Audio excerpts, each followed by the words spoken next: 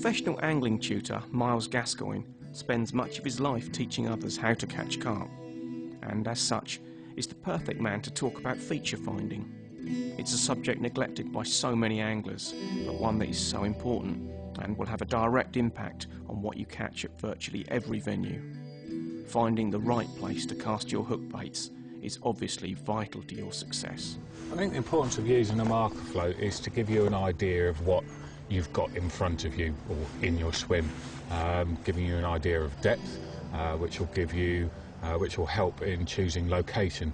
Feature finding is going to give you an idea of depth. Also, will help you understand what the lake bed is made up of. Is it weed? Is it thick weed? Is it just a little bit of weed?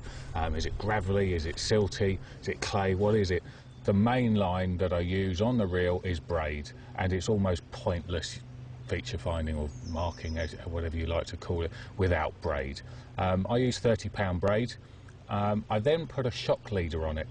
Either this 30-pound, which I think probably does the job well enough, armour cord. It's very, very abrasion resistant, comes in a nice tidy little spool, and I join it onto the braided line with a back-to-back grinner knot. I don't think it matters how far you're casting. A finger stool, something like this, you can buy it from a chemist shop. I think they're $1.99, something like that. They're good bits of kit. They do wear out, but I find the thinner ones protect your finger enough, but they give you some sensitivity, because you need to feel that line and the pressure on it as you make your cast. I use a gripper lead. It's got some nice little lumps and bumps on it, but it also has quite a big surface area. So if you imagine my hand is the lake bed, there's a lot of lead touching the bottom, and that's going to transmit as much information up your braided main line as possible. The little lumps and bumps will catch in the gravel. Some leads on the market have some huge, great big protrusions, and I find they catch on bits of gravel and you'll pull hard to get them off, and the lead just jumps 2 or 3 foot, completely missing half the features that you're trying to find. So I find these grippers work really well. If there's clay on the bottom, you also find that clay often holds up inside that hole in the middle, which can give you another indication of what's on the bottom. There's a bit of silicone tube covering over a couple of snap links in there, just helps to prevent tangles a little bit, and then we've got a nice big ring there to allow free movement of line through it. The float's a really nice buoyant float. It's a nice design by Corda. You can very quickly unscrew the top and change it for an orange or a black flight.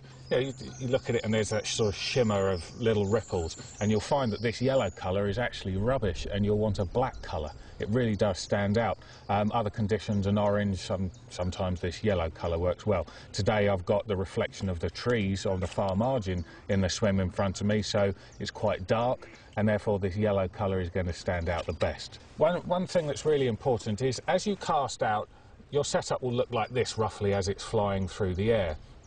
If you just let that just splash down on the surface, what you'll find is that the float will wrap around here a couple of times, tangle, and it will hit the bottom, and you'll be able to drag it back to establish what's on the bottom. Then you'll want to see where that is and establish the depth, and of course the float won't come up because it's tangled. So the answer to that is, and this really is to me the only answer, is to feather your cast.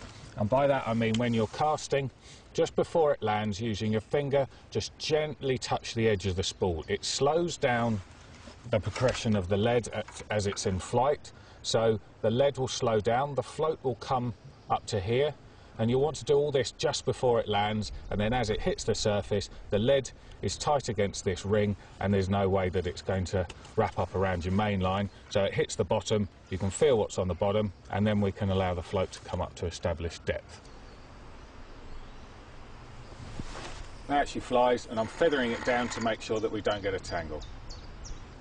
Keep your finger tight against the edge of the spool, trapping the line, and then watch the rod tip. You'll have a slight bend in the rod tip as the lead is putting some weight on the tip, and then when it hits the bottom, if you've got weed, the rod tip will just gently come back up to straight. If you have a harder bottom, silt or even gravel, then the rod will come up with a sharper jolt, and it gives you a rough idea of what's on the bottom.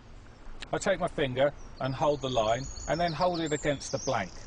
The blank is a little bit like a drum. It just amplifies all the vibrations, being carbon and hollow, and then the braid, having absolutely no stretch in it as well, helps you give gives you a better idea of what's on the bottom.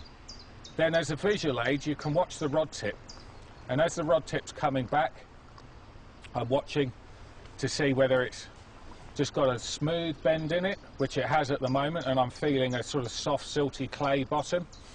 And then I'm going to see whether it locks up at all, which might indicate some weed, or whether there's some sort of vibrations, more sudden vibrations, as if there's some gravel or rock. So keeping my finger against the blank is going to give me the best idea of what's down there. I'm keeping the rod low as well. I see quite a few guys doing it like this, up in the air, and I feel that it just pulls the lead up off the bottom too much. Keeping the rod low, I think, is going to keep the lead set up along the bottom and give you the optimum indication of what's there. Now, I'm just feeling a few lumps and bumps as if they're sort of rocks and gravel. So what we're going to do is see what kind of depth we've got there, and also give us an indication of where that is out in the lake, more of a visual indication. So the way to do that, half a turn on this reel. If you're using a bait runner, you might engage the bait runner. Then take hold of the line and pull it up to the 1 foot marker. Now your float should be 1 foot off the bottom. 2 foot, 7, 8. Okay, so the float's just popped up at 8 foot. What's really important is that you keep the rod in the same place. As you can imagine, if I move the rod more towards the float or further away, that's going to alter the amount of line that the float's coming up and down. So once you've found that feature that you want to establish the depth at, make sure you keep the rod pointing in the same position and pull the line out until the float reaches the surface.